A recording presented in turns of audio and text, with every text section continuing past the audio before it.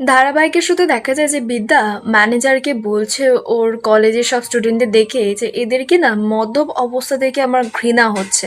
এরা যদি এই হাতে হুইস্কির বোতলের জায়গায় হাতে যদি কলম নিত, ল্যাপটপ নিত, তাহলে আজকে সমাজের চিত্রটা না একেবারে পাল্টে যেত। তখনই একজন স্টুডেন্ট বিদ্যাকে বলছে, ম্যাম একটু বেশি জ্ঞান হয়ে যাচ্ছে না? শুনুন প্রফেসর, এটা না আপনার কলেজ নয়। বিদ্যা চিৎকার করে বলছে, জাস্ট শাট আপ। ছাত্রছাত্রীরা যেখানে থাকবে প্রফেসরও সেখানেই থাকবে। বিদ্যা শ্রাবণকে বলছে, কি মিস্টার শ্রাবণ ব্যানার্জি, মদ খেয়ে মাতলামি হচ্ছে, বাপের পয়সাগুলো উড়িয়ে উড়িয়ে খাওয়া হচ্ছে।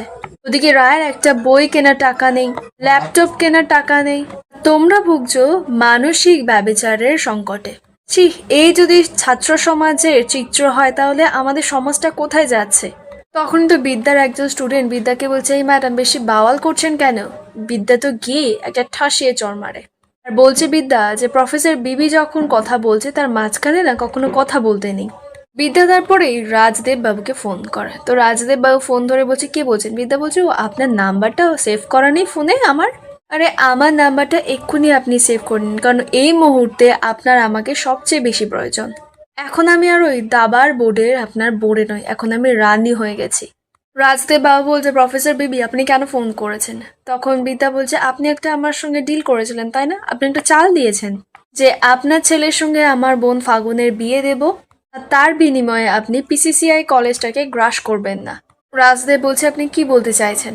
বিদ্যা বলছে, শ্রাবণ ব্যানার্জি ফাগুনের ভাই, সে আজকে রাস্তায় রায়াকে অঞ্জলিকে থ্রেট করতে গেছিল, তাদের সঙ্গে অসভ্যতামি করতে গেছিল। মিস্টার রাজদীপ চ্যাটার্জি, আপনি এই শ্রাবণকে ভালো করে বুঝিয়ে দিন, যতদিন অবধি না ফাগুনের দিদি এই প্রফেসর বিদ্যা ব্যানার্জি আছে ততদিন অবধি আপনিও সেভ আর ও সেভ।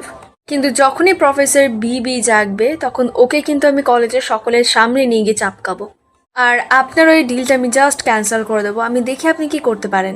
রাজদেব বলছে, আমাকে থ্রেট করবেন না, আমি থ্রেটের পরোয়া করি না। বিদ্যা বলছে, ঠিক আছে তাহলে আমি একটা কাজ করি, আমি তাহলে ডিলটা ক্যান্সেল করে দিচ্ছি।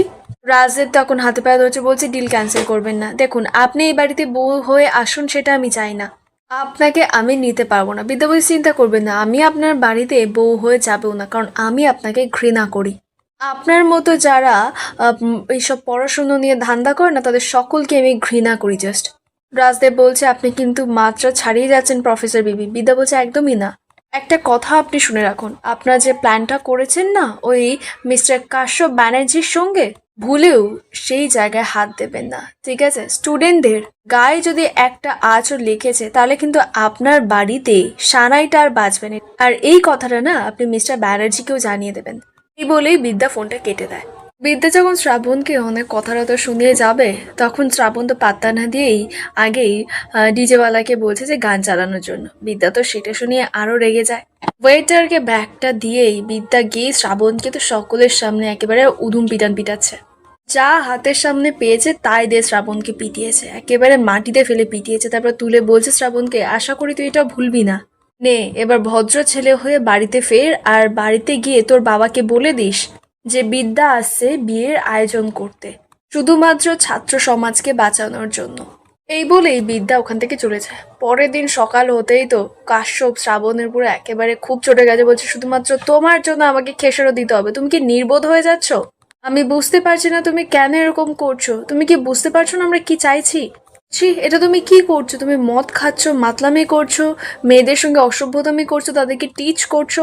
আর সেই বিদ্যা কদিন আগে গিয়ে তোমাকে থানা থেকে ছাড়িয়ে নিয়ে এসেছে, আর সেই বিদ্যা কিন্তু এখন আমাদের পরিবারের সব দায়িত্ব নিয়েছে। আমি মানি বা না মানি, সে কিন্তু এবারের বড় মেয়ের মতনই কাজ করছে। আর তুমি এখানে কি করছো? তোমার সামনেই কিন্তু বিদ্যা রাজশীতের সঙ্গে ফাগুনের বিয়ে দেবে, তুমি দেখে নিও। আর তুমি সেই প্ল্যানটাকে পুরো পণ্ড করে দিতে চাইছো। রাজদেব বাবু এসেই তো সব ঘটনা বলেছিল। তো রাজদেব বাবু কাশ্যপ বাবুকে বলছে ওকে বকবে না, ওকে একটু বোঝানোর দরকার আছে। রাজদেব বাবু শ্রাবণকে বলছে, দেখো শ্রাবণ, তুমি কটা দিন একটু চুপ করে থাকো না, তারপরে শুধু বিয়েটা হয়ে যাক, আমি সমস্ত কিছু একেবারে গুড়িয়ে দিই, যা যা আমাদের প্ল্যানিং আছে সবটা করে ফেলি। আরে সমস্ত পেপারস আমার কাছে এসে গেছে, খালি সমস্যা একটাই, আর সেই সমস্যাটা হলো প্রফেসর বিদ্যা ব্যানার্জি। বিদ্যা যেদিন ফাগুনকে রাজশীতের হাতে তুলে দেবে ঠিক সেই দিনই আমি ভেঙে সব কিছু গুড়িয়ে দেব। লিগালির বসে কেউ আমাদের কিচ্ছু করতে পারবে না, শুধু তুমি কিছুদিন একটু শান্ত থাকো, ঠিক আছে? শ্রাবণ বলছে, ওকে, আই এম সরি, আমি বুঝতে পারিনি। কিন্তু তোমাদের ওই কাজ হয়ে যাওয়ার পর আমি ওই প্রফেসর বিবিকে তখন কাশ্যপ বাবু শ্রাবণকে বলছে একদম নয়, তুমি ভুলে যেও না বিদ্যা আমার মেয়ে আর তোমার বড়দি হয় উনি। শ্রাবণ বলছে প্লিজ আমি ওকে দিদি বলে মানি না। আমার তো বরাবরের অভিযোগ যে মা তোমাকে কেন বিয়ে করলো, তোমার এরকম একটা কন্যা সন্তান ছিল। কাশ্যপ বাবু বলছে দিনকে দিন না তুমি অত্যন্ত অসভ্য হয়ে যাচ্ছ, থাবড়ে তোমার গাল আমি একেবারে লাল করে দেবো। রাজদেব বাবু তারপর শ্রাবণকে বলছে ইয়াং ম্যান, আর কটা দিন অন্তত শান্ত হয়ে থাকো একটুকুনি, তারপরে বাকিটা আমি বুঝে নেব। অপরদিকে রাজঋত পৌঁছে যায় কলেজে। বিদ্যার সঙ্গে একটু ধাক্কা লাগছিল। বিদ্যা রাজরিতকে দেখে বলছে ও সরি, তখন আর বলছে যে আপনি চলে এসেছেন। রাজরিতকে বলছে, রাজরিত বলছে হ্যাঁ তুমি ডেকেছ আর আমি আসবো না? তুমি তো বলেছো ফাগুনের সঙ্গে বিয়ে করতে গেলে তুমি আমাকে শপিংয়ে নিয়ে যাবে, ধুতি পাঞ্জাবি পরে আমাকে বিয়ে করতে যেতে হবে, আর তুমি আমাকে নিয়ে যাবে, তা ভালোই তো হলো। আপনি শুধু আমাকে হুকুম করুন, আমি সবটা করব। কেন জানেন? কারণ আমি আপনাকে ভালোবাসি। আমি নিশ্চিত এই বিয়েটা সিঁদুরদান অবধি পৌঁছাবে না, কারণ আমার তো এর আগে কার স্মৃতিতে সিঁদুর দেওয়া হয়ে গেছে। বিদ্যা তোমার এই সুন্দর স্মৃতি দেখতে না একদম ভালো লাগছে না। তুমি মোটা করে সিঁদুর পরবে, হাতে শাখা পলা পরবে, দারুণ একটা সুন্দর শাড়ি পরে তুমি আমার সঙ্গে যাবে, এটাই হবে বিদ্যা। বিদ্যা তুমি আমার মনে না একটা অন্যরকম জায়গা নিয়ে আছো, কেমন বলো তো, অনেকটা হাওয়ার মতো। বিদ্যা তুমি আমার জীবনের সঙ্গে আষ্টপৃষ্ঠে জড়িয়ে আছো। বিদ্যা আমি বড্ড ভালোবাসি তোমায়। বিদ্যা বলছে আপনার কথা বলা শেষ হয়েছে? রাজরিত বলছে হ্যাঁ। তখন বিদ্যা বলছে তাহলে এবার আমরা শপিং এ যাই? রাজরিত বলছে অবশ্যই ম্যাডাম। বিদ্যা বলছে আপনি না একটু এক্সট্রিমই দেখাচ্ছেন জানেন তো, চলুন এবার। আর এখানেই আজকে পর্বের আপডেট শেষ হয়, দেখা হবে আগামী পর্বের আপডেটের সঙ্গে।